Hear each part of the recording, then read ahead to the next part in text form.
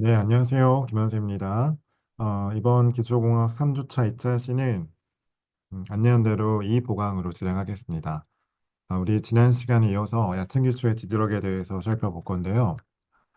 우리가 이제 얕은 기초뿐만 아니라 기초에 대한 전반적인 설계의 기후 부분을 지난 시간에 얘기를 했었고, 기초가 설계하는 조건으로 만족해야 되는 여러 가지 요인들에 대해서도 얘기를 했습니다. 결과적으로는 지지력과 그리고 치마에 대한 저항력이 분명히 있어야 되는 그 만족 조건으로는 다 알고 계실 거고요. 정력각적으로 안정해야 된다. 근육 깊이를 확보해야 된다. 위치 변화가 허용된 한계 이내여야 된다. 그리고 중요하게는 이런 안전율에 대한 부분이 각각의 파괴 거동에 따라서 있어야 된다 등이 중요한 요인으로 생각하시면 될 것 같습니다. 그리고 얕은 기초, 깊은 기초를 구분해서 설명을 해드렸고요. 얕은 기초의 전반적인 일반적인 모양은 이와 같은 기초 어떤 기둥이나 아, 벽체 구조 밑에 기초의 슬래브 또는 기초 접판이 접해져 있는 형태라고 볼 수 있고, 지지력은 이런 접잡을 통해서만 이루어진다고 얘기를 드렸습니다.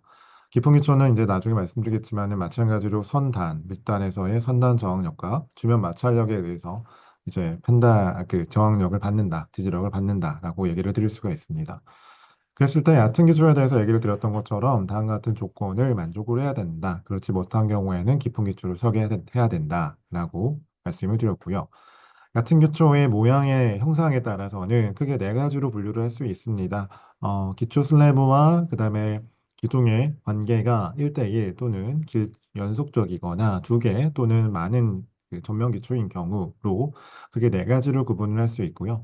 그리고 이런 얕은 기초의 근육 깊이, D서브 F 값을 결정하기 위해서는 몇 가지 요인들이 있을 수 있습니다. 전반적으로 이제 기체 접판에 해당하는 지반이 단단해야 되고 평탄해야 되고 그리고 지하수로부터 영향을 받지 않아야 된다. 그런 얘기들이 있었고요. 그리고 기초의 지지력에 산정하는 데 앞서서 중요한 부분이 바로 기초의 접지압이라고 할 수가 있습니다. 접지압은 말씀드린 것처럼 기초 슬래브 밑에 지반이와 기초로부터 전달되는 하중이 어떻게 전달될 수 있는지에 대해서 살펴볼 수 있는 부분이고요. 기초의 접지압에 영향을 줄 수 있는 부분들은 다음과 같은 몇 가지 요인들이 있으니까 꼭 살펴보시길 바라겠습니다. 이러한 접지압을 고려하는 데 있어서는 이 기초가 과연 이 K 값, 즉 상대 강성도비에 따라서 강성 기초인지 연성 기초인지 또는 탄성 기초인지를 먼저 정의할 필요가 있다라고 말씀드릴 수가 있습니다. 그래서 이 상대 간성도비에 관한 식을 이용해서 0.5를 기준으로 해서 강성 기초인지 또는 탄성 기초인지를 정의할 수가 있습니다. 만약 이러한 상대 도비에 따라서 이 두 가지의 형상, 즉 직사각형 기초인지 원형 기초인지를 구분을 먼저 해볼 수가 있고요. 각각에 따라서 우리가 말씀드렸던 상대 강성 도비를 결정할 수가 있습니다. 그리고 강성 기초, 연성 기초로 구분해 봤을 때 각각의 치마, 접지압, 그리고 이에 따른 설계 하중의 분포도는 일종의 힘의 합력의 그 분포 선으로서 다음과 같이 표시할 수 있다라고 했고요.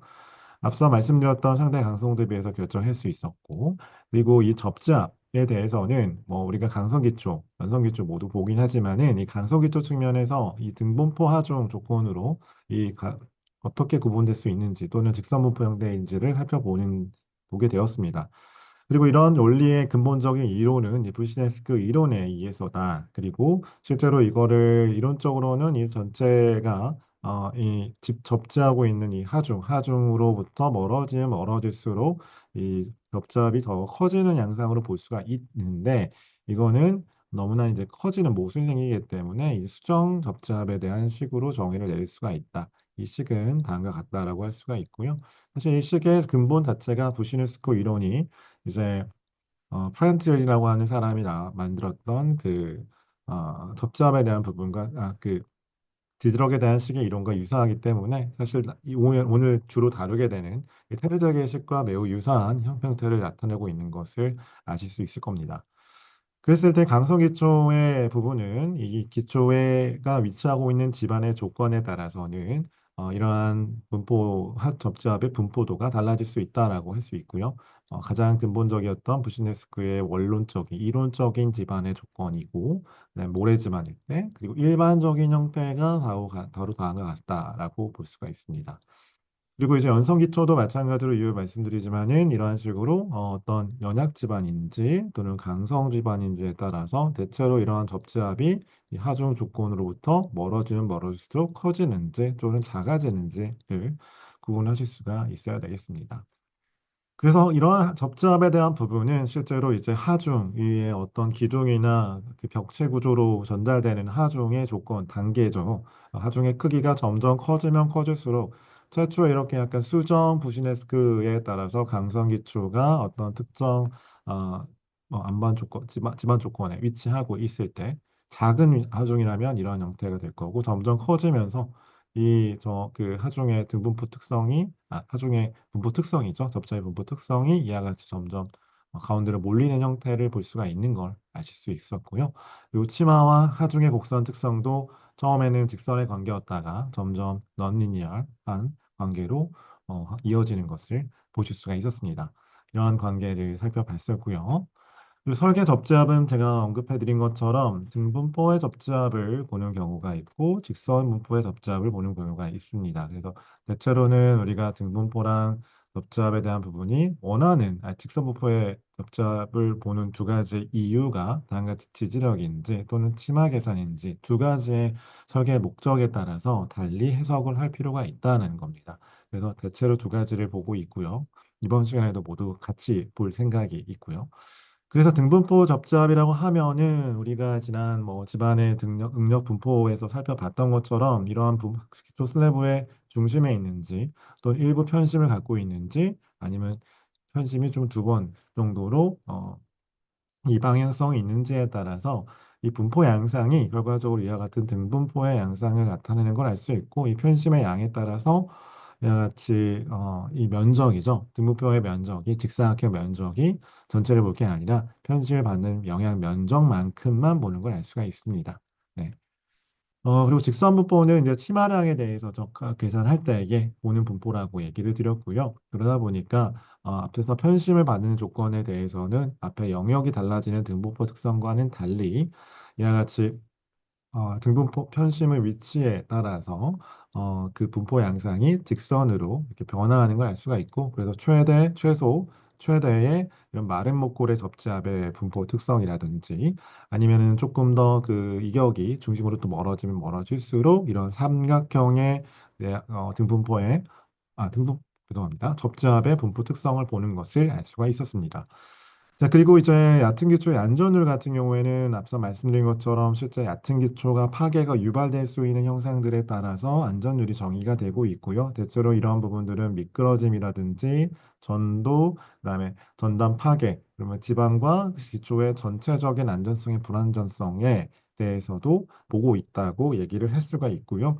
설계 문헌이나 시망서 기준에서는 이러한 몇 가지의 파괴 양상에 따라서 안전율이 정의되어 있다라고 얘기를 드릴 수가 있습니다.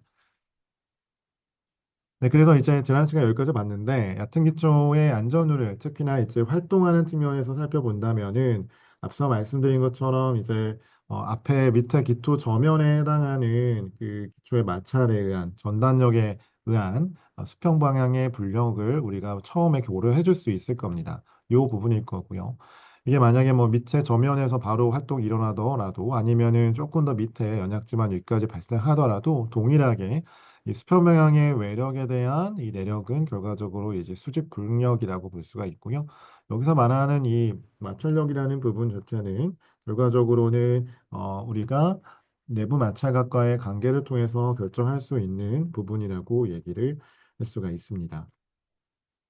그리고 이 식을 정의함에 있어서도 이 안전율이라는 개념은 결과적으로 이 외력에 대한 수평 방향의 외력에 대한 수직 방향의 불력으로 정의를 할 수가 있고요. 이 값은 앞서서 활동에 대한 안전율이 1.2에서 1.5라는 것을 확인할 수가 있었습니다.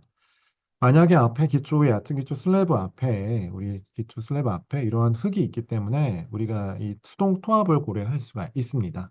그리고 말씀드린 것처럼 이 밑체의 기토 저면에서의 마찰 저항값이 작은 변이에 의해서도 최대치를 보이기 때문에 이미 이 값의 최대치 범위가 이제 파괴가 일어나는 경우라고 볼 수가 있습니다. 따라서 이제 수동투합이 최대로 반환되는 경우가 아니라 그보다 작은 경우라고 볼 수가 있기 때문에 reduced passive earth pressure라고 정의를 했었고 그 값은 약 0.5라고 정의를 내렸습니다. 앞서 이제 안전율과 마찬가지로 수평 방향의 외력과 수직 방향의 수평 방향의 불력, 내력의 불력 플러스 그다음에 여기서의 수직 리듀스 수동 감소 수동 소합을 더해 가지고 이제 안전율을 결정하는 방법으로 생각해 볼 수가 있습니다. 그랬을 때 식을 이용해서 우리가 안전율을 결정하는 데까지 같이 살펴봤습니다. 첫 번째, 기초의 활동에 의한 안전율의 개념을 살펴봤던 부분이고요. 다음으로는 기초가 경사진 경우가 있을 수 있습니다. 기초 저면이죠. 경사진 저면이라면은 이와 같이 이런 형태가 될 겁니다. 그리고 기초가 주어져 있는 외력은 기초의 중력 방향의 무게일 겁니다. 그 무게가 이제 이렇게 G로 표시되어 있죠. 그랬을 때 이 방향에 대해서 얘가 정의하고 있는, 저항할 수 있는 부분은 이렇게 저항한다기보다는 얘가 투영되고 있는 HC만큼 저항이 됐다라고 볼 수가 있어요. 그래서 기초의 기초 저면에 대한 지지력은 이 부분에서 정의가 HC에서 정의가 될 수 있다라고 볼 수가 있고요. 그 다음에 이제 활동에 대한 부분 앞서 보셨던 것처럼 마찬가지로 얘가 이렇게 움직이는 경우라고 볼 수 있는데 그러다 보니까 여기에 뭐가 있죠? 네, 수동 네, 수동 토합 조건이 마찬가지로 앞에 와 있습니다. 그래서 요 G, B, G 면에 따라 가지고 수동 토합 조건으로 적용이 된다라고 얘기를 할 수가 있습니다. 그래서 이 A, B, C, D 즉 A, B, C 요 D 면을 따라 가지고 실제 파괴가 일어날 수 있는 면이라고 가정할 수가 있고요. 그래서 여기에서 전반 파괴가 간다고 가정해서 우리가 안전율을 검토해 볼 수가 있습니다. 그다음에 전도라고 볼 수가 있죠. 전도라고 하면 이렇게 넘어가는 형태이겠죠. 그래서 이렇게 어떤 편심이 작용하거나 아니면은 어떤 접지압이 편심이죠. 편심이 작용하는 형태로 이렇게 기울어지는 걸 볼 수가 있죠. 두 가지로 볼 수가 있습니다. 전도에 대한 안전율을 계산하는 부분은 첫 번째로는 결과적으로 이렇게 했다가 넘어가게 되죠. 그렇기 때문에 우리가 볼 수 있는 부분은 얘가 모멘트 관점으로 봤을 때 전도가 일어나는 모멘트 또는 얘가 저항할 수 있는 모멘트로 구분을 해볼 수가 있어요. 그래서 전도 모멘트와 저항 모멘트로 구분을 해서 우리가 또 중에 어떤 게 큰지를 볼 수가 있고요. 또는 앞서 우리가 이제 등분포 특성, 직선분포 특성에서 살펴봤던 것처럼 접지압이 편심을 가질 수 있을 때 이제 모멘트 전도가 일어나는 가능성이 있기 때문에 이 접지압에 대한 관점으로 볼 수가 있습니다. 그게 두 가지로 볼 수가 있고요. 기본적으로 두 개 다 모두 다 보긴 합니다만 그 얘기가 여기 나와 있는데 기본적으로 얘가 그 얘보다 큰지 저항 모멘트가 전도 모멘트보다 큰지 작은지를 보는 방법은 그 기초의 수평 방향에 작용하지 않은 경우 즉 오롯이 얘가 기초가 이렇게 있을 때 정적인 하중만 작용한다고 봤을 때는 이런 모멘트에 대한 저항성 그 비교는 서로 상호 비교는 어렵다. 그래서 얘가 이렇게 있는지 또는 얘가 이렇게 있어서 편심을 받고 있는지를 구분하는 두 번째 개념인 접잡의 분포에 따라서 우리가 볼 수가 있는 부분이고요. 이 내용이 이제 뒤쪽에 나오죠. 지난 시간에 말씀드린 것처럼 내액과 외액의 관계가 나올 겁니다. 상대적으로 조금 모호하고 처음 생소한 개념일 수도 있지만은 뭐 어렵지 않습니다. 내액과 외액이 위치하고 있느냐, 뭐가 이 힘의 합력이 어느 위치하고 있느냐에 따라서 안전한지 불안전한지를 보는 건데요. 결과적으로 말씀드리면은 외액에 있더라도 내액에 있더라도 이런 모양 안에 힘의 합력이 있으면은 안정한다고 볼 수가 있는 겁니다. 반대로 그 외에 있다면은 불안정하다고 볼 수 있는 부분이고요. 자, 그래서 내액은 뭐였냐 보면은 접잡을 직선 분포, 등분포가 아니라 직선 분포로 가정했을 때의 힘의 합력의 작용점이 이 압력에 있으면은 뭐다? 모든 위치에서 이 안에 있으면 뭐다? 모든 위치에서 항상 압축력이 되어서 전도가 일어나지 않는다라고 보고 있고요. 모양상으로는 직사각형 기초의 경우에는 전체 포개부 대비 6분의 1 정도의 중심으로부터의 거리를 갖고 있는 마른 목골의 영역이 되고요. 그다음에 원형 기초 같은 경우에는 마찬가지로 한 3분의 1 정도의 반경을 갖고 있는 이런 원형의 형태가 되겠습니다. 그럼 외액은 뭐냐? 내액과보다는 조금 더 멀리 있는 범위, 벗어난 거리라고 할 수 있는데, 영역이라고 할 수 있는데, 기초 바닥에 일부 부의 접지압이 발생하지만 부의 접지압이라고 하면은 이렇게 누르는 힘 대비 방향이 위에서부터 내리면은 이런 방향으로 지금 접지가 압력이 방향성이 있는데 반대죠. 반대쪽으로 이렇게 띄어지는 즉 일장 영역이라고 좀 생각을 해보시면 어떨까 싶어요.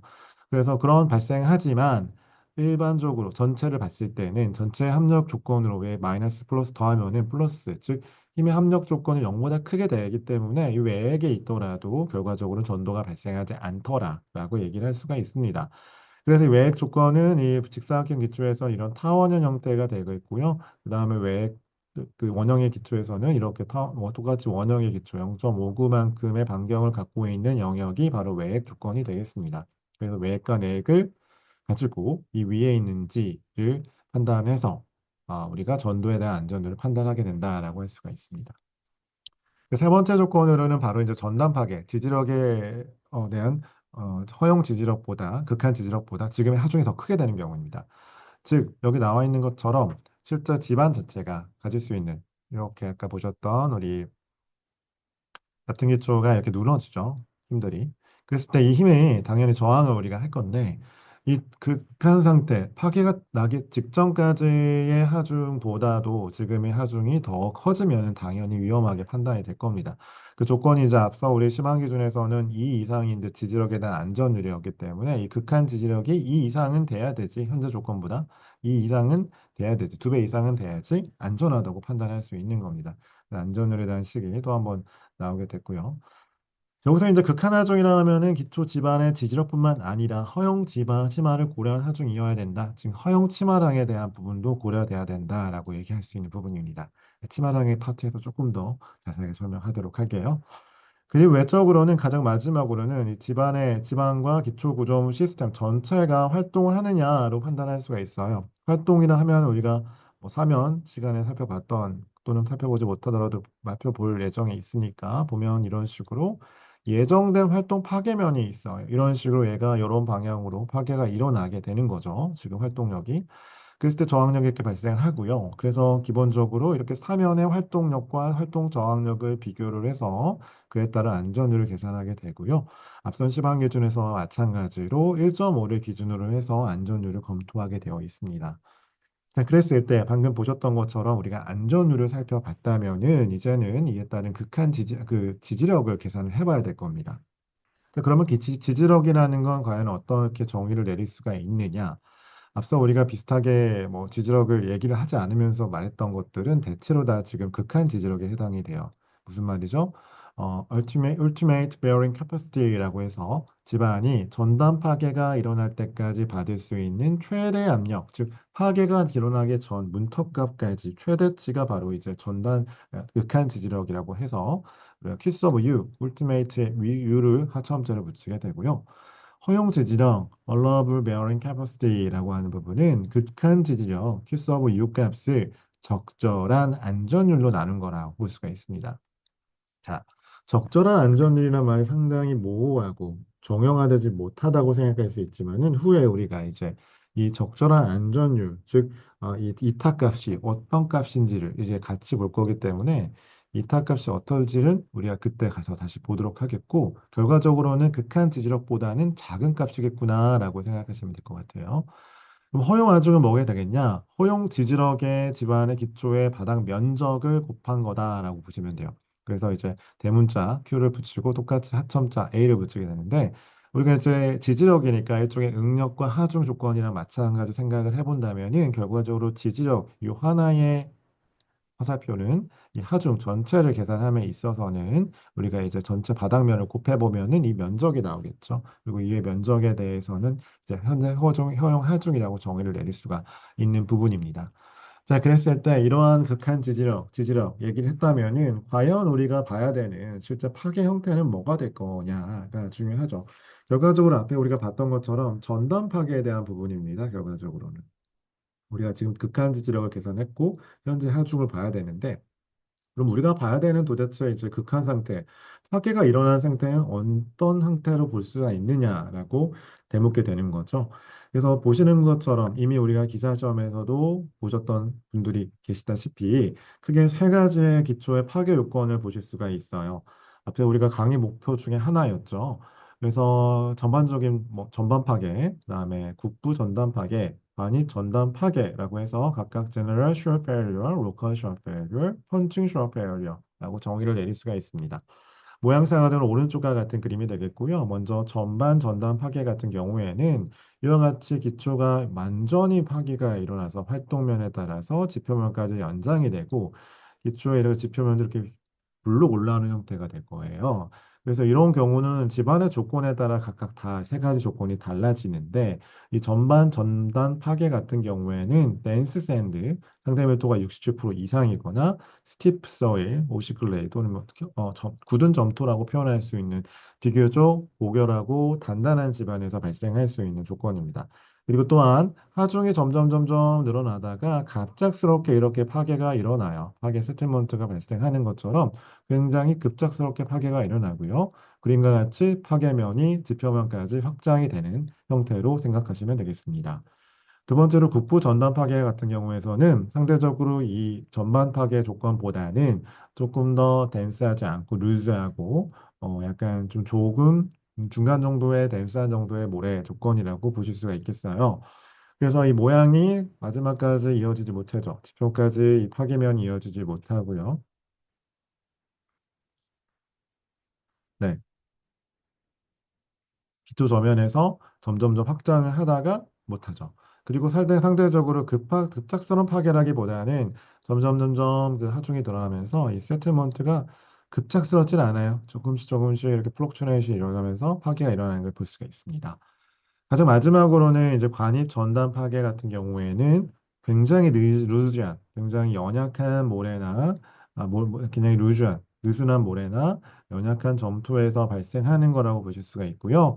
이런 보안 같이 지금 이 지표의 파괴면이에요. 이게 파괴면이 어때요? 지표까지 연장되지 못하죠. 그래서 지표면까지 파괴면이 확장되지 않고 간입되는 것을 우리가 알 수가 있습니다. 그래서 모식 모양도 이 덴스한 정도에 따라서 이게 얼마만큼의 하중과 변이 조건이 달라지는지를 볼 수가 있습니다. 모양을 잘 기억하시면은 어떤 파견지를 우리가 구분하실 수가 있을 거고요. 모양만 구분한 게 아니라 최초로 이런 메이스기란 사람이 얘기한 것처럼 우리가 이 실제 관입 깊이죠, 근입 깊이죠, 근입 깊이와 이때 폭과 그리고 그때 상대 밀도와의 관계를 가지고 요 영역 중 어디에 찍히느냐에 따라서 우리 관입 그 국부, 그다음에 전반, 전단 파괴가 발생하는지를 찾을 수 있게 이런 표가 구성되어 있습니다. 네. 자, 그랬을 때 이런 파괴라는 걸 살펴봤고요. 앞서 우리가 지지력에 대한 부분을 전단 파괴에 대해서 살펴봤어요. 그리고 그 앞에 전에는 안전으로 살펴봤죠. 자, 이런 순서로 봤을 때 우리가 이제부터 찾아봐야 되는 건 뭘까요? 바로 이제 극한 지지력을 봐야 됩니다. 지지력에 대한 얘기를 하면서 값을 어떻게 결정할지 이제 식을 통해서 살펴봐야겠죠. 여러분이 이제 익히 많이 토질역학 시간에 살펴보셨고 많이 들어보셨던 바로 테르자기가 이 극한 지지력 공식을 최초로 제안하게 됩니다. 칼폰 테르자기, 토질역학의 아버지와 같은 분인데 이분이 이제 어떤 생각을 했냐면은 이와 같이 얕은 기수가 있었고요. 지난번 아까 말씀드린 것처럼 프렌들리라고 하는 사람이 어떤 개념을 정립을 하는데 그 부분은 이제 뒤쪽에 얘기를 하면서 그 보조학습 자료, 사후학습 자료로 생각하시면 좋을 것 같고요. 이 사람이 어떤 얘기를 했냐면은 좀 보도록 할게요. 이미 얘기했는데요. 어, 69 슬라이드를 보게 되면은 보시는 것처럼 어떤 슈어 서페이스라는 게 존재를 합니다. 이 슈어 서페이스가 갖고 있는 의미는 이 활자 이, 기초의 저면이죠. 슬래브 밑쪽으로부터 해가지고 파괴가 일어나는 이 존이죠. 이 영역 면입니다. 이 면이 결과적으로 얘가 드라이빙하는 모멘트가 있을 거고 레지스턴스 모멘트가 있을 겁니다. 이 방향성이 이렇게 있겠죠. 사실은 이렇게 나오는 경우는 아니고 이 한계 평형법이라고 해가지고 비교적 얘가 힘과 힘 또는 모멘트와 모멘트가 서로 어, 평행 상태에 있는 힘의 평행 상태를 유지하려고 한다는 기본적인 개념에서 시작이 되었다고 볼 수가 있고요. 그래서 말씀드린 것처럼 얘의 정의 자체는 모멘트를 계산하는 식입니다. 극한 지지력이 이제 계산이 되고 그에 따라서 이제 힘의 합력이 계산이 되면은 우리가 극한 하중이 나오겠죠. 그리고 얘의 위치에 따라서 이제 팔의 길이겠죠. 팔의 길이. 그리고 레지스턴스는 이제 우리가 비주얼 비베이스 전단 강도 언더랜드 슈어 스트렝스 값을 결정을 해가지고 마찬가지로 결정을 하게 되고요. 그다음에 그때의 능력 조건, 유용력이겠죠. 유용력 조건을 같이 고려를 상대적으로 해줄 수가 있습니다. 그래서 이 부분을 우리가 지금 계산을 한 거라고 보시면 되겠어요. 그래서 이 값이 결과적으로는 어때요? 같아야 되겠죠? 그래서 날려버려요. 몇 가지를 같은 것들을 좀 구분해서 날리면은 우리가 찾아야 하는 극한 지지력이죠. 우린 찾는 값이 얘예요. 얘 모르니까. 얘는 알잖아요. 실험을 하면 알 수 있고요. 얘도 여기 이 값을 알 수 있겠죠.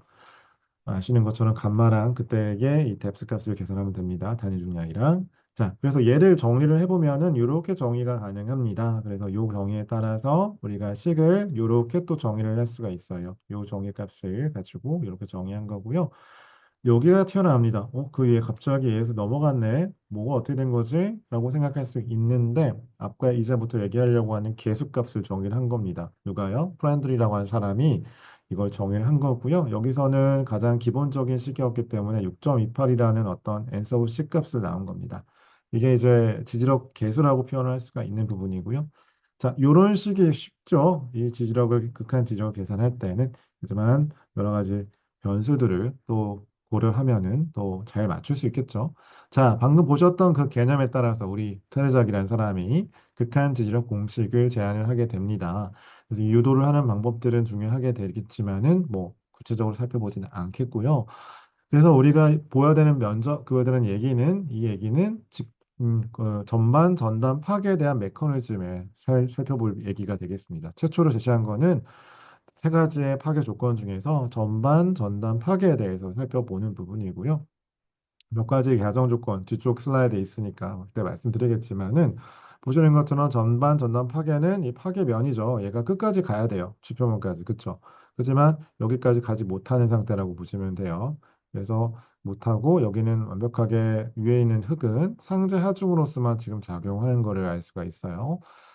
그리고 여기 보시는 것처럼 이 면이 사실 sure zone, failure zone이라고 할 수 있는 아까 보셨던 그 65페이지인가요? 거기서 봤던 거와 마찬가지로 이 면 자체가 상당히 중요한 의미가 될 수 있는데 이 전단 저항력은 여기도 그렇고 이쪽 면에서도 그렇고 모두 다 무시하게 됩니다. 네. 말씀드린 것처럼 상대적으로만 가정을 하게 되고요. 또 하나는 이 기초 저면 있죠. 기초의 슬래브는 완벽하게 수평 기초로만 하나게 되고 경사하중이나 편심하중에 대해서 모멘트가 발생하는 것은 우리가 고려하지 못한다. 고려는 뒤에 나오겠지만은 우리가 다른 분이 또 제안을 복잡하게 해놨어요. 그리고 이거는 안전축이며 점착력이 큰 집안에 자주 적용되고 계산이나 도표의 이용이 용이해서 널리 사용된다. 그러니까 오래전에 제안된 최초의 개념이긴 하지만은 비교적 설계 도서상 계산이나 도표가 잘 마련되어 있기 때문에 실제로 설계하는 데 좋다. 하지만은 이런 안전축 내지는 한계점이 많이 있다라고 얘기할 수 있고요. 그 한계점 내지는 가정 조건을 얘기를 해보려고 합니다. 이 가정 조건을 만족하지 못하는 경우에는 우리가 지지력을 어떻게 해야 되죠? 보정을 해야 된다는 사실을 잘 알고 계셔야 되고요.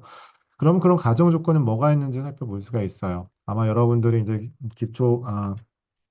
그 기사 시험 보게 되면은 이와 같은 질문들 아마 딱 사지선다 내기 딱 좋죠. 그래서 자주 보셨을 것 같고요. 몇 가지가 있는데 하나씩 보면은 기반은 균질하고 등방성이며 지표면은 수평이다. 기초 바닥은 수평이고 거칠다. 기초는 무한히 길다. 무한히 길다. 이쪽 방향, 화면 방향으로 무한히 길다라고 보시면 되겠어요. 그리고 하중은 기초의 중심에 연직으로 작용한다. 편심이 없다는 얘기가 되겠죠. 그리고 기초의 근입 깊이 D서버 F 값은 기초의 폭보다는 작다. 얘는 아무래도 얕게 굉장히 얕은 심도로 있다. 이렇게 보시면 되겠습니다. 요 얘기를 잘 보셔야 될 것 같고요. 여기가 네, 수평이다. 거칠다라는 얘기는 이제 마찰력이 작용한다. 그 얘기가 되겠어요. 이 그림을 잘 볼 필요가 있는데, 아까 보셨던 것처럼 이제 전단 정리 무시한다는 얘기는 했었죠. 그리고 요 보시니까 선으로 이렇게 구분이 돼 있어요. 영역이. 요 영역이 아까 제가 말씀드린 것처럼 어떤 슈어 존, 페일리어 플레인이라고 할 수 있는 파괴가 일어나는 영역이라고 볼 수 있는데 왜 이렇게 구분이 됐는지 한번 같이 보도록 할 건데요. 이 그림이랑 그 다음 슬라이드 이 그림 두 가지 같이 보시면 좋겠어요. 요거는 어떤 다른 문헌에서 제가 찾은 거고 요거는 이제 아슈토 기준에서 살펴보는 그림이 되겠는데 둘 다 같이 보면 좋아요. 그래서 영역을 보면 즉 영역이랑 하면은 얘 지지력이 지금 접지압이죠. 접지압 이 하중에 따른 접지압이 작용을 하고 있고 얘가 어떤 힘들이 파괴가 일어나는 영역들, 힘에 의한 파괴가 일어나는 영역을 어떻게 구분할 수 있는지를 볼 건데요. 자, 밑에, 기초의 슬래브 밑에 있는 가장 첫 번째로 만나는 것이 바로 이 쐐기, 뾰족한 이 쐐기 형태의 영역이 되겠습니다. 쇠기 영역, 웨지 존이라고 볼 수가 있고요. 여기는 remain in intact and move downward with down foundation and active rankine zone이라고 해가지고 실제로 얘가 접잡에 따라서 아래 방향으로 접지한 상태에서 방향성이 밑에 있는 존, 즉 접잡을 받고 있긴 하지만은 얘가 힘 자체를 받는 하나의 흙 덩어리예요. 그래서 얘가 힘을 줄 거예요. 이쪽 외쪽으로. 그러면은 얘는 액티브, 주동의 상태에 토합을 두게 되기 때문에 액티브 랭카인이라고 표현을 합니다. 그래서 이런 삼각형 영역이고요. 그 다음에 얘랑 맞닿아 있는 것 중에 하나가 방사 전단 영역이에요. 레듀션 존이라고 해서 이 영역을 지금 얘기를 하고 있는 겁니다.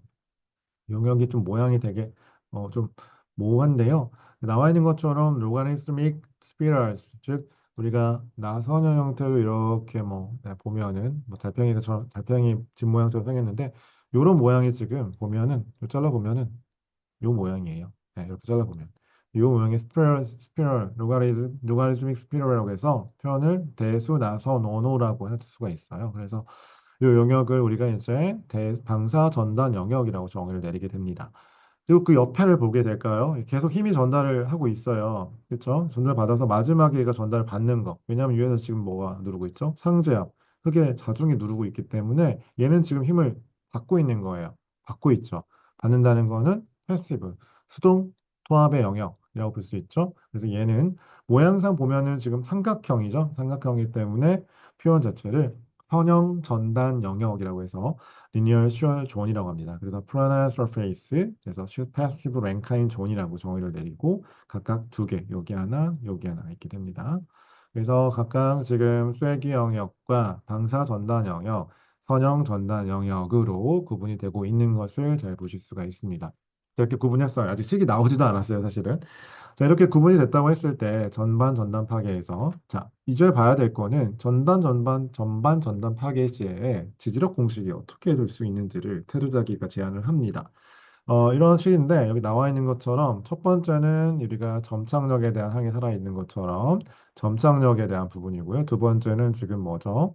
네, 기초의 폭에 대한 항이 되겠고요. 세 번째는 기초의 근입 깊이에 대한 항이 되겠습니다. 그래서 각각의 값을 대입을 하면은 계산이 딴 아까 보셨던 그 극한 지지력 계산이 되는 조금 더 복잡한 식이 나왔어요.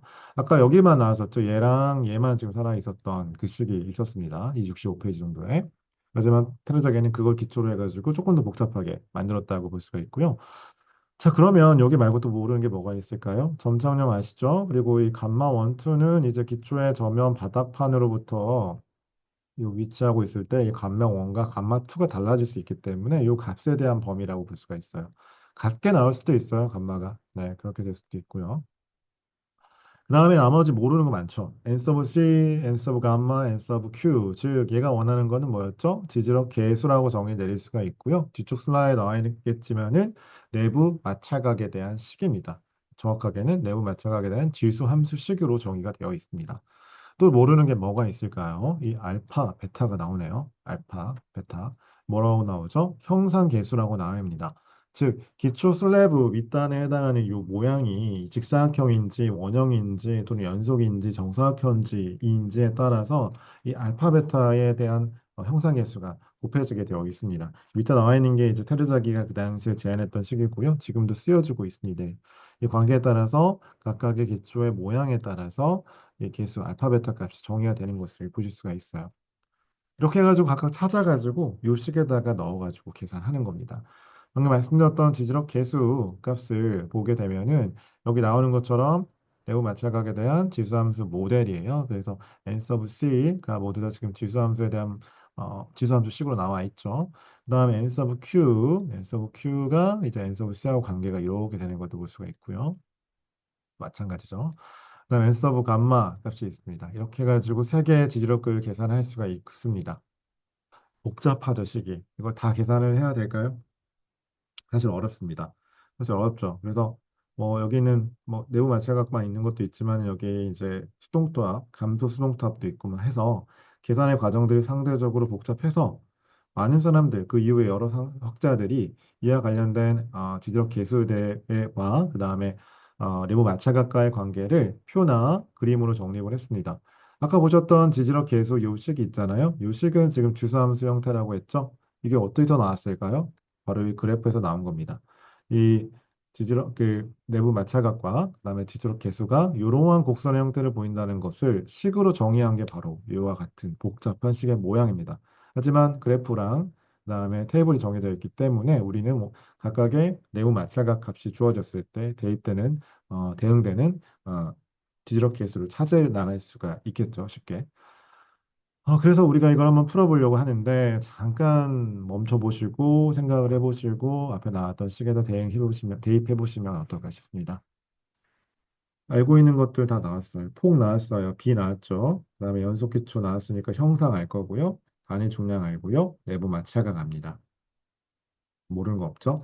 자, 계산을 해보면은 형상계수 연속기초니까 알파 베타 나왔고요. 그 다음에 지지력 계수는 이제 우리가 내부 마찰각을 알고 있기 때문에 각각에 대한 지지력 계수를 결정할 수가 있습니다. 앞에 보셨던 그 식에다가 모두 다 대입을 하게 되면은 다음과 같이 지지력을 계산해 극한 지지력이죠. 극한 지지력을 계산할 수가 있습니다. 근데 전반 전단 파괴긴 하는데 이 사람이 생각했을 때 테레자기가 나 내 거 조금 더 발전하면 국부 전단 파괴도 될 것 같아 해가지고 제안을 합니다. 뭐 양상이 사실 비슷하잖아요, 모양이. 아직 지표면까지 가지 못한 것뿐이에요, 파괴면이. 그래서 그걸 좀 생각하다 보니까 이거를 조금 더 줄이면 될 것 같아, 늘리면 될 것 같아, 그런 생각을 하는 거죠. 그래서 앞에서 우리가 넣었던 입력 정보 중에서 값 중에서 이 점착력에 대한 부분도 리듀스드 그 코헤전스, 그래서 4점자 R을 붙여가지고 좀 수정된, 감소된 점착력에 대한 항을 3분의 2 정도로 해가지고 제한을 하고요. 내부 마찰각도 마찬가지죠. 이렇게 해가지고 내부 마찰각을 조금 더 줄여가지고 대입을 할 수 있게 합니다. 그것도 좋은데 지지력 계수도 사실은 요거 뭐야? 이 지금 내부 마찰각에 대한 관계니까 잘라질 수밖에 없지 않을까라고 해가지고 마찬가지로 요 지지력 계수에 대한 값도 국부 전단 파괴 조건에서 내부 마찰각 간의 관계의 표나 또는 당 같은 수정 지지력 계수에 관한 내부 마찰각 간의 마찰각과의 그래프로서 새롭게 정의를 내리게 됩니다. 그래서 조금씩 달라요. 요게 n 서브 c가 있고 n 서브 c 프라임이 있고 상대적으로 좀 어떨까요? 요거보다는 좀 작죠? 그러니까 전반 전단 파괴 시의 식보다는 전체적으로 지금 북부 전단 파괴 시의 극한 지지력 식에 의한 값이 극한 지지력이 작은 걸 알 수가 있습니다. 말씀드린 것처럼 아직 지표면까지 같은 조건에서 모든 조건이 같다면은 지표면까지 하중을 주지 못하는 조금은 극한 지지력이 작은 상태가 이제 북부 전단 파괴 조건이라고 볼 수가 있겠습니다. 극한 지력 공식을 보면은 이제 형상 계수에 따라서 그 기초 슬래브의 모양에 따라서 이제 식이 조금씩 수정이 돼요. 그래서 지금 보시는 것처럼 직사각형 기초인지 정사각형 기초인지 그리고 원형 기초인지 띠 기초인지에 따라서 식이 재현되는 것을 보여주고 있습니다.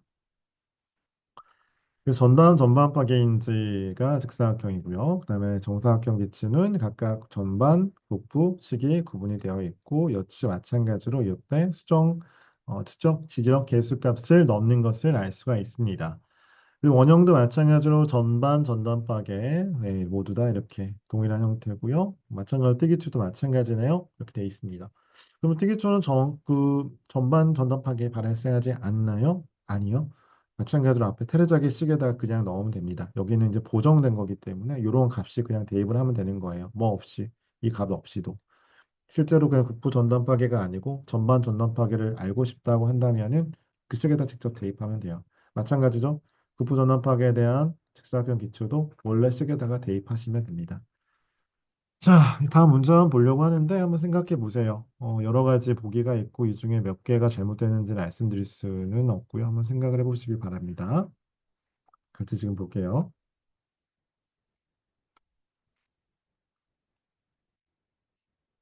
자, 뭐가 문제가 있는지 볼게요. 지지력 개수 값은 네오마 제각의 함수이다. 맞죠? 그 다음에 알파, 베타는 형상 계수이고 기초 모양에 따라 뭐 바꿔지 아까 테이블 그 얘기 하는 거예요. 맞아요. 기초 깊이가 클수록 극한 지지력이 감소한다. 이건 어떨까요? 우리가 식 한번 볼게요. 아까 식 보면은 D 서브 F 값이 커지면은 극한 지지력이 커지나 작아지나요? D 서브 F 값이 커지면은 곱해지기 때문에 당연히 극한 지지력도 커져야 되겠죠? 근육 깊이가 깊어지면 깊어질수록 커져야 됩니다. 작아진다고 했으니까 잘못됐죠.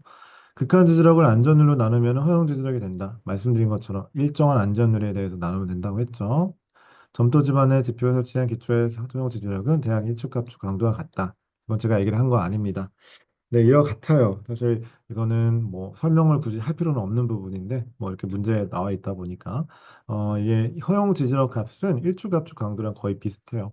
네, 그래서 이렇게 정의를 알고 계시면 되는데 추후에 제가 설명드릴 기회가 있을 거예요. 나머지 연속 기초의 형상 계수는 이거다 이거다. 우리 앞에 표를 보시면은 이렇게 나와 있고요. 정사각형 기초의 형상 계수는 1.3과 0.4다. 아마 그렇게 되어 있습니다. 직사각형 기초 형상 계수도 그 표를 보시면은 이와 같습니다. 표는 여기를 의미하고 있어요. 요거. 자, 원형 기초 볼까요? 1.3과 0.3이라고 돼 있어요. 알파, 베타가 각각. 자, 다음 문항이 보기가 자, 0.1.3과 0.6이라고 돼 있나요? 0.3이어야 되니까 틀렸습니다. 아, 또 뭐가 틀렸나요? 이렇게 틀렸네요. 네, 국부 전단 파괴시의 극한 지지력은 전단 파괴시의 극한 지지력보다 작다. 네, 모두 다 수정 지지력 개수 내지는 C 값도 파이 값도 모두 다 리듀스드 값을 쓰기 때문에 작게 판단할 수밖에 없습니다. 이렇게 개념을 이해하시길 바라겠고요. 여기까지가 기본적인 이 테르자기가 제안했던 극한 지지력 공식에 대한 얘기가 되겠습니다. 그러면은 또 복잡하게 생각하는 사람들이 어디나 있죠. 나 그 고려 조건, 가정 조건, 제약 조건 나 그거 만족하지 못해. 조금 더 복잡한 형태도 내가 만족하게 식을 한번 만들어 볼게. 짜잔 하고 나온 게 바로 메이오프가 제시했던 식입니다. 메이오프 사람이 이제 이후에 보니까 본인이 너무 조건들이 좀 많이 한계 조건이 있어요. 그래서 가정 조건들이. 그래서 이 직사각형 기초라고 하면은 우리가 이제 약간 무한한 깊이 방향으로 무한한 기초를 지금 보고 있었어요. 하지만 이게 무한하지 않고 좀 일정 두께 정도 있는 기초는 고려 못한다고 했거든요.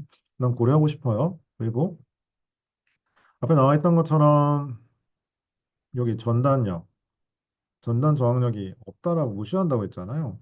왜 이걸 무시해? 전반 전단 파괴인데 여기까지 가야 되지? 난 그 고려할래. 라고 얘기를 하신 거고요. 얘기한 거고요.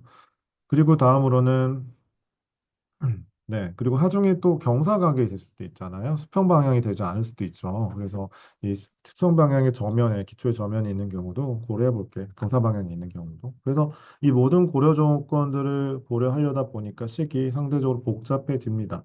하지만은 기본적으로 갖고 있는 점착력에 대한 항과 기초의 폭에 대한 항, 그 다음에 근입신도에 대한 항은 모두 다 살아있다라고 보시면 되겠어요. 자, 보시면 모르는 것들이 좀 많아졌죠? 그래서 점착력이나 유용력, 단위 중량 모두 다 알고 있긴 하죠, 폭도. 하지만은 그 계수값들이 조금 복잡해졌습니다. 나와 있는 것처럼 F sub C, Q, 감마에 각각 하첨자 S가 붙었죠. 이걸 우리가 뭐라고 하냐면 형상 계수라고 합니다. 그래서 쉐이프에 S를 붙여가지고 여기다가 하첨자를 붙여서 곱해주고 있고요. 그 다음에 근입시도에 대해서 뎁스 팩터라고 해서 D 값을 붙이게 되고요. 그래서 근입시도를 결정을 합니다. 또 경사방향, 우리가 경사각을 그래서 또 고려를 해줘야 한다고 했기 때문에 이 경사각이 주어지게 되면 결정할 수 있도록 각각의 C, Q, I, 감마에다가 I 값을 결정해 줘서 대입하게 되고요. 그리고 알고 있었던 것처럼 앞에 테레자기와 마찬가지로 지지력 계수값, bearing capacity, N sub C, Q 감마도 제시하게 됩니다. 근데 여기서 말하는 CQ, N sub CQ 감마, 요 지지력 계수는 앞에 테레자기가 제안했던 그 관계랑은 달라요. 본인은 또 새롭게 이 지지력 계수에 대한 관계 그래프를 제안을 하게 됩니다. 그 여기가 바로 여기와 같아요. 내부 마찰각과 새로운 지지력에 대한 요 계수, 요 테이블, 요 그래프는 앞에 테레자기랑은 달라요. 그럼 뭐가 다른지 좀 비교를 해볼게요. 요게 왼쪽이 테레작이고 요 오른쪽이 메이어프예요. 테레작이는 아까 보셨던 것처럼 이러한 전단정이 무시되고 여기 수평 방향이고 그다음에 밑에 상대하중만 주어져 있고 요 지금 쐐기 형태의 각도가 이 스타가 이제 파이 값이랑 같다는 거고요. 그다음에 전반 직선 영역에 대한 부분도 요 각도가 나와 있어요. 그리고 하다못해 여기 대수 나선형에 따른 이 각도도 90-, 네오 마찰각으로 정의가 되어 있습니다. 그럼 웨이어프는 뭐가 달랐을까 보면은 여기 쭉 이어져 있죠. 전당 저항 값을 무시하지 않고 저항을 아, 그 정의를 하게 되고요. 고려를 하게 되고요. 그다음에 이 쇠기 영역에 대한 이 세타 값도 지금 45 플러스 2분의 파이 값으로 정의를 내리게 됩니다. 그리고 요쭉 가다 보니까 이 경사 방향에 대한 하중을 지금 고려를 하고 있죠. 얘가 전단력이 무시되지 않았기 때문에 요쪽 방향의 하중이 존재할 수가 있습니다. 왜? 요쪽에 대한 활동면에 따라서는 요 방향으로 지금 활동을 하고 그 저항을 하고 있기 때문이죠. 그래서 요거에 대해서 이제 각도가 두 가지가 나와요. 이 뮤값이랑 베타 값이 나오고 이 뮤값은 실제로 얘가 이 기초 저면에 대해서 이어봤을 때 이 그 대수 나선 형태의 이 영역이 어디까지 있느냐 그리고 이 수평 방향으로 봤을 때는 이 각도가 어디까지 있느냐에 따라서 이 구분을 하게 됩니다. 기본적으로 여러 가지 지금 조건이 테르작이랑은 좀 많이 상대적으로 다 다르죠. 요것도 다르고 여기도 다르죠. 여기 다르죠. 지금 여기 또 이 각도 자체도 이렇게 이 방금 말씀드렸던 이 두 가지의 각도를 이용해서 네모 마찰각에 따라서 식이 조금 다르게 제한되고 있는 걸 볼 수가 있습니다. 자, 이렇게 해가지고 결국에는 이 값을 계산을 해야 될 거죠. 어차피 이 식을 이용해서. 그래서 이 지지력 계수를 먼저 살펴보면은 앞에 제가 말씀드렸죠. 같은 기호를 쓰지만 다르다. 식이 다르고 그래프가 다르다라고 볼 수 있죠. 앞에 테르자기가 제안했던 걸 보면은 상대적으로 이 굉장히 잘 맞았어요. 실험 조건이나 아니면 현장 실내 실험이라든지 실내 실험, 현장 실험에서 모두 다 굉장히 잘 맞았는데 보다 보니까 이 알파 값 내지는 이 시타 값이 지금 45도 플러스 이거에 더 가깝다. 그러니까 내부 마찰과 값 그대로 얘가 그대로 되지 않더라. 얘는 실험을 해보니까. 그래서 이 메이어프가 제시를 한 게 이런 원류죠. 왜 원인이 이거죠. 그래서 이 값을 메이어프는 이 값으로 정의를 내리게 됩니다. 그래서 더 근접하게 나온다. 라고 볼 수가 있어요. 알파든지 스타든지 이 쐐기 영역의 각도인데 그러다 보니까 얘가 말씀드린 것처럼 이 그래프로부터 지지력 계수를 이 내부 마찰각과의 관계로부터 새롭게 도출해내게 됩니다. 그래도 이 식을 이용하게 되고요. 기존에 프란트를 제안했던 요 그래프식도 있고 뭐 여러 사람이 제안했던 식들을 차용하게 됩니다. 그렇게 해서 넣었을 때도 모르는 값이 너무 많아요, 아직. 먼저 형상 보정 개수, 쉐입 팩터에 대해서 보게 되면은 앞에서 말했던 것처럼 얘가 뭘 보정을 하죠? 결국에는 얘가 DP 방향의 이 두께를 L 값을 조절을 할 수가 있다는 거죠. 그래서 이 L 값을 고려할 수 있도록 이 형상 계수에 대입이 될 수가 있고요. 마찬가지로 이 폭도 넣어지게 됩니다. 그다음에 이제 수동타 개수값도 넣어줄 수 있게 되어 있고요. 그리고 이런 값을 대입하면 되긴 하는데 만약에 얘가 10도 이상이면 네오 마찰각이 10도 이상이면은 이때 이제 f 서브 감마 s라든지 f 서브 q s 값을 요 식을 통해서 대입할 수 있다. 만약에 얘가 0이면은 이 갑자기 여기 0이 되면은 얘가 날아가기 때문에 1이 된다. 이렇게 정의를 내리고 있고요. 깊이 보정 계수도 마찬가지입니다. 깊이 보정 계수도 이러한 내부 마찰 그 수동토합 계수와 그다음에 그때 게 그 기초폭, 그다음에 근입 깊이를 가지고 계산을 하게 되어 있고요. 역시나 여기서도 대분 마찰각 값이 10도 또는 이상인지 그리고 이 값이 0인지에 따라서 그때의 형상 계수들의 깊이 보정 계수 값이 정의가 되어 있습니다. 마지막으로 경사준 보정 계수도 앞서와 마찬가지로 우리가 이제 요 베타 값을 가지고 네이버에서 정의를 내릴 수가 있고요. 역시나 10도 이상인지 그리고 0인지에 따라서 식이 보정이 되는 것을 보실 수가 있습니다. 이렇게 해가지고 결정을 하면은 다 넣어가지고 계산하시면 돼요. 그렇게 해서 하는 방법이 이제 메이어프의 방법이었었고요. 그 사람 말고도 또 여러 사람들이 대안을 합니다. 여긴 사람은 아니고요. 독일 공업 규격이라고 하는 뭐 독일의 D, 그다음에 인스티튜트의 I, 그다음에 뭐 이거 모르겠어요. 하여튼 이렇게 노르머크라고 하는 독일 말인데 그래서 아마 독일 공업 규격이라는 말인 것 이 말로 표현이 됩니다. 우리나라 말로 하면 그 중에서 여러 가지 코드 정보도 있겠죠. 설계와 관련된 번호들이 매겨져 있을 겁니다.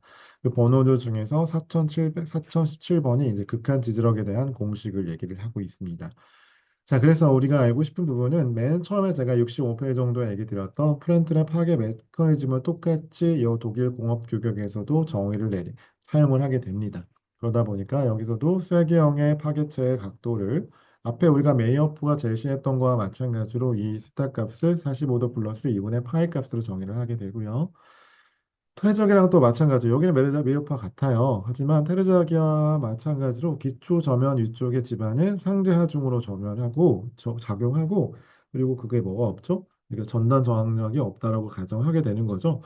그리고 이 시점을 기준으로 해서 이 시점을 기준으로 해서 이 세경 밑에 꼭 시점을 기준으로 해서 한 방향으로의 모멘트 값만 주어진다라고 정의를 하고 있습니다. 그래서 메이어프랑 테르자기를 둘 다 약간 합쳐놓은 거다라고 보실 수가 있는데 또 다른 점 중에 하나는 두 번째 그 기초 폭에 대한 항이 2분의 1이었지만은 여기서는 1인 것을 알 수가 있습니다. 이렇게 해서 좀 다르다는 걸 말씀을 드리고요. 여기도 마찬가지로 기초 지지력 계수죠. 지지력 계수에 대한 부분들 값이 주어져 있어요. 저 앞에 있는 테레적이랑 메이어프의 지지력 계수항은 조금 상이한 부분이 있으니까 각각의 지지력 공식마다 적용되는 지지력 계수값들은 다르겠구나라고 생각하시면 되겠어요. 왜? 보시는 것처럼 내부 마찰각과 그다음에 지적 계수와의 관계가 이와 같은 새로운 지수함대 그래프로 그려지고 있기 때문입니다.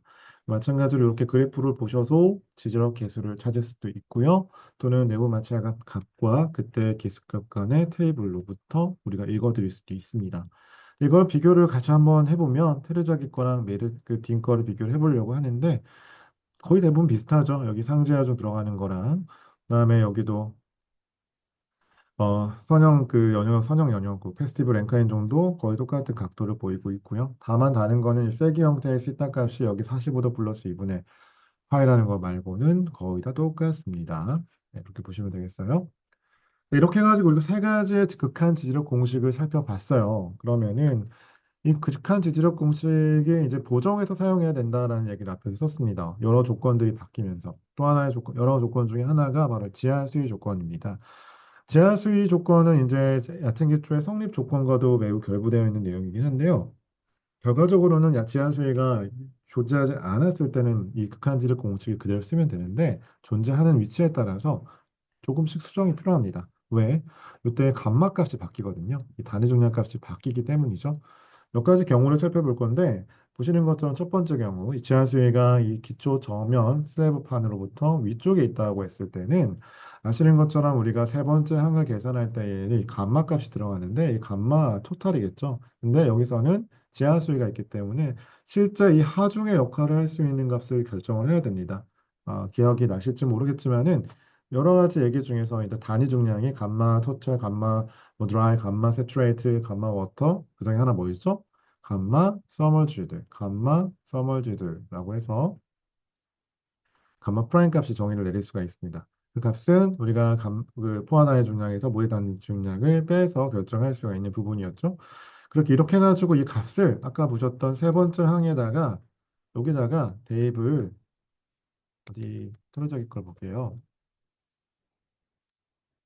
대입을 하시면 돼요, 이 값을. 이렇게 해가지고 첫 번째 경우 지하수위가 지표에 가까이 있는 경우 기초 전면판보다 위에 있는 경우에는 그렇게 결정을 하시면 되겠습니다. 네, 그런 영역이 되겠고요.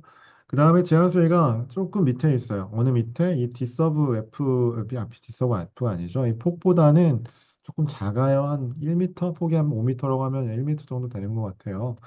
그런 경우에는 얘는 지금 보면은 얘 영향을 받을 수가 있어요. 왜냐하면 지하수위가 올라가요. 이렇게 침율이 되기 때문에 침투가 되기 때문에 그래서 얘가 활동할 수 있는 면적 내지는 요거의 점창 전단력이 작아질 수가 있습니다. 그래서 상대적으로 작아진 값을 넣고 싶은데 그 식을 누군가 제안한 거예요.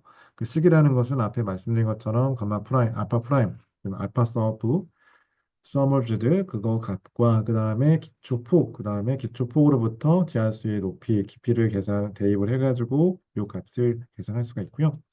이 값을 아까 보셨던 세 번째 항에다가 대입을 하시면 되겠습니다. 세 번째 되게 깊어요. 지하수위가 한 100m 돼. 그러면은 얘가 침투할 일이 없겠죠. 침투가 없기 때문에 극한지지력은 그냥 원래 계산했던 방법으로 쓰시면 됩니다. 그 다음에 이제 지드러기 보정은 이제 편심이 작용해야 됩니다. 지금까지는 기초의 중심부에서 하중이 주어진 조건들이었어요. 테르자기에서도 그렇게 가정 조건으로 나와 있었던 항목 중에 하나였고요. 메이어프도 딘도 모두 다 그걸 따르고 있습니다. 그래서 만약에 편심을 주어졌다고 한다면은 앞에서 우리가 접지압에서 살펴봤던 것처럼 이 편심에 대한 부분은 우리가 이제 뭐 둥분포, 직선분포를 봤던 것처럼 직선분포를 가지고 우리가 계산해 볼 수가 있어요. 보시는 것처럼 만약에 가운데 있으면은 그대로 계산하면 되겠는데 우리가 이렇게 접잡이 있으면은 계산해야 되는 값 중에 하나가 바로 이제 방금 제가 얘기했던 상제합에 대한 부분이 이 부분이 있죠. 이 상제합이 전체가 아니라 하나의 값으로 들어갈 겁니다. 그래서 이렇게 서로 다른 값이 들어갈 겁니다. 상제합 내지는 요 Q값, 실제 하중값이죠. 정정하겠습니다. 하중값이 이렇게 읽지 못하고 네, 제가 이 Q라고 되어 있어서 그대로 따라 읽다 보니까 잘못 말씀드렸습니다. 정정할게요. 이 Q 서브 U 값에 해당하는 하중값이 중앙에 있지 않고 조금 기초의 다른 위치에 편심을 작용하고 있다면은 그 부분을 계산함에 있어서는 이제 직선 분포의 형태로 지금과 같이 마른 먹골에 대한 부분이라든지 그다음에 아니면은 직사각형 형태로 보실 수가 있어요. 그 내용을 다시 한번 보면은 직선 분포에 대한 시간을 우리가 지난 화요일에 같이 한번 접지합에 대해서 살펴봤었고요. 그 내용을 보게 되면은 어, 네. 아이고 넘어가자. 네, 이렇게 넘어갔네요. 네, 여기 보시는 것처럼 사다리꼴이죠. 네, 마른 모양의 사다리꼴 형태로 이렇게 편심에 위치하는 방향에 따라서 최소의 그 접지압에 대한 분포도가 나올 수가 있고요. 조금 더 위치가 극단적으로 조금 더 중심으로부터 멀어지면은 다음과 같이 삼각형의 형태의 접지압의 분포 특성을 볼 수가 있습니다. 다시 약간 거기로 돌아가면은 20페이지였고 다시 거기로 돌아가면은 네, 다시 네. 몇 페이지죠? 53페이지로 보면은 보시는 것 같이 아까 사다리꼴 모양의 최대랑 최소를 구하고 그 다음에 다 이 합력을 계산을 하면은 면적이죠. 계산하면은 우리가 Q 값을 계산할 수가 있습니다. 그다음에 여기도 마찬가지로 이 편심이 좀 더 극단적으로 멀어지면 중심으로 더 멀어지면은 이 삼각형 형태의 Q 값의 맥시멈 값을 결정할 수가 있습니다. 그래서 이렇게 해가지고 우리가 극한 지지력을 계산한 값을 우리가 값으로 정의를 내리고 되고 화살표로 정의를 내린 다음에 그에 따른 영역을 계산하는 방식으로 편심화 중에 보정을 하게 됩니다. 그 다음에 허용 지지력은 앞에 우리가 극한 지지력을 우리가 지금까지 살펴봤을 때 일정한 안전으로 나눈다고 했어요.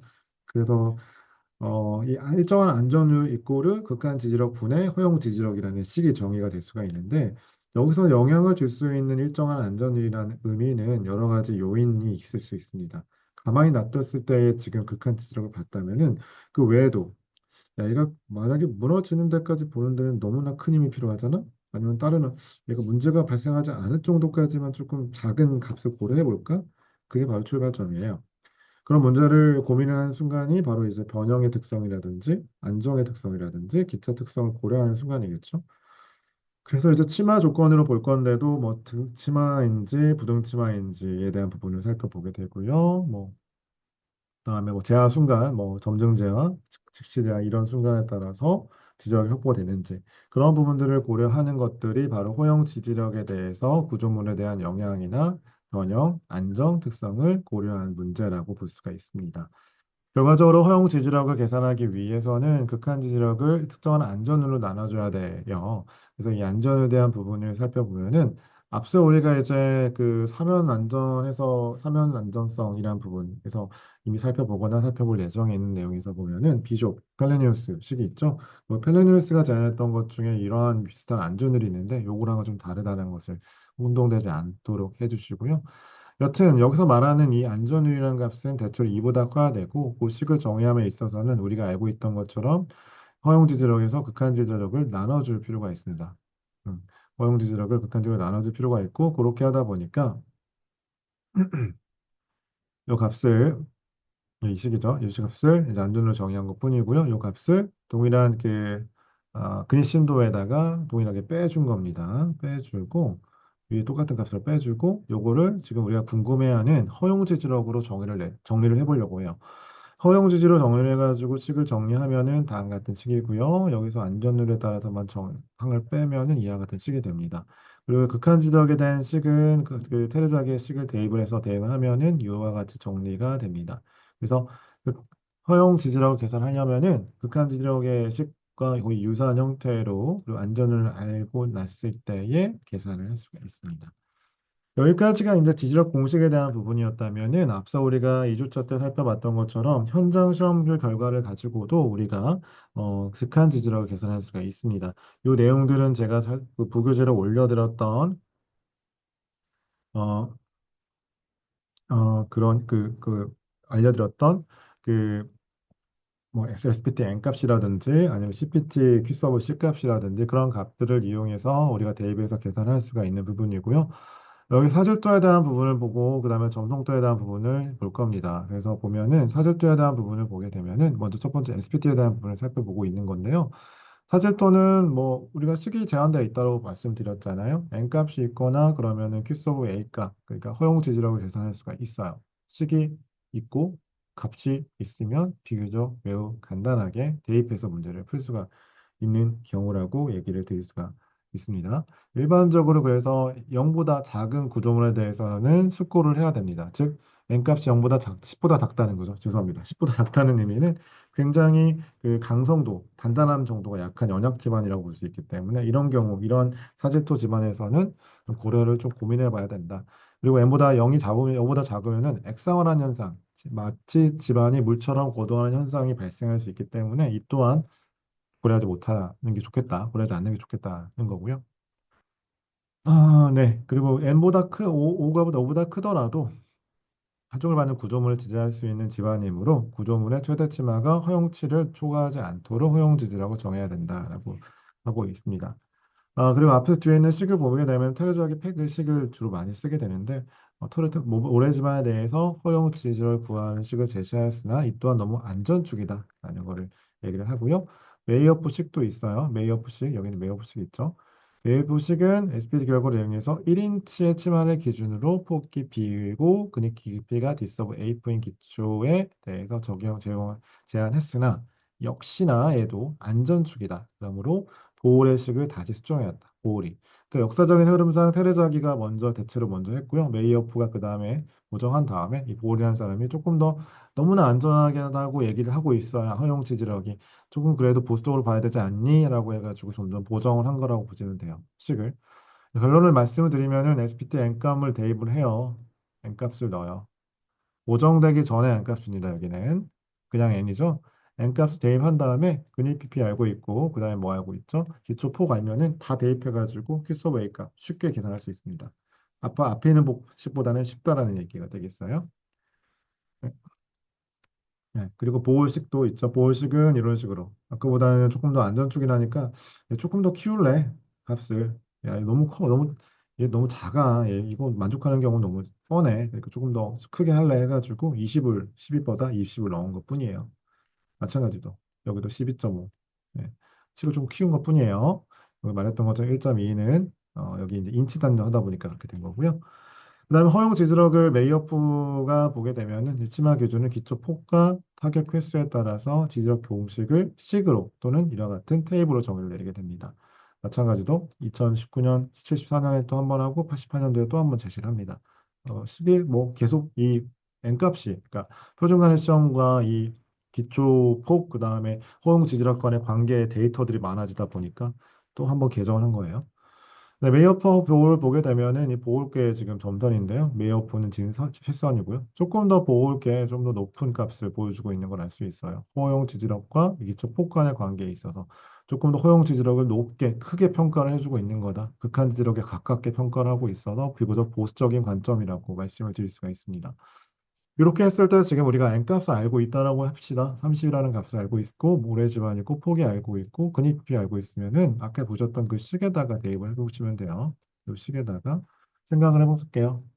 허용지를 어떻게 계산할 수 있는지. 웨이어프식, 보호식을 이용했다고 한다면 그 식에다 대입을 하시면 됩니다. 어떤 식을 써는 게 맞나요?로 물어보신다면은 어떤 식을 썼다라고 얘기하시면 그게 맞습니다. 출처만 명확하게 따라서 하시면 되고요. 다음으로 이제 점성도 집안도 마찬가지입니다. 점성도 집안도 이와 같이 여러 가지 식들이 제한되어 있고요. 여기서도 이제 n값이 4 이상이면은 이하이면은 연약 집안, 매우 연약한 집안으로 규정을 하고 있기 때문에 이런 경우에는 실제로는 이렇게 설계를 하면 안 돼요. 애초에. 그래서 계량해가지고 다시 써야 돼요. n값이 4 이하인 경우는 안 쓰는 게 맞아요. 그럼에도 불구하고 이 테레자기한 팩이라는 사람은 여러 가지 n값과 그다음 일축 압축 강도 그다음에 이와 같은 극한 지지력, 각각의 모양, 그 뒤쪽의 슬래브 판, 벽면 판의 모양에 따라서 극한 지지력과 허용 지지력을 각각 제시를 했습니다. 안전율이 나와야겠죠. 얘를 나눠야 되기 때문이죠. 얘를 나눠야 되기 때문에 그래서 각각을 제한을 한 거고요. 그다음에 이제 평판 제한 시험이라는 게 나오게 되는데 이 부분은 이제 그 실험 방법이나 그런 거를 제가 그 실험실에서 강의실에서 같이 보면서 설명을 좀 드리고 이 시험 방법을 통해서 나온 결과가 어떻게 되는지 그리고 그 결과를 어떻게 쓸 수 있는지 살펴보도록 할게요.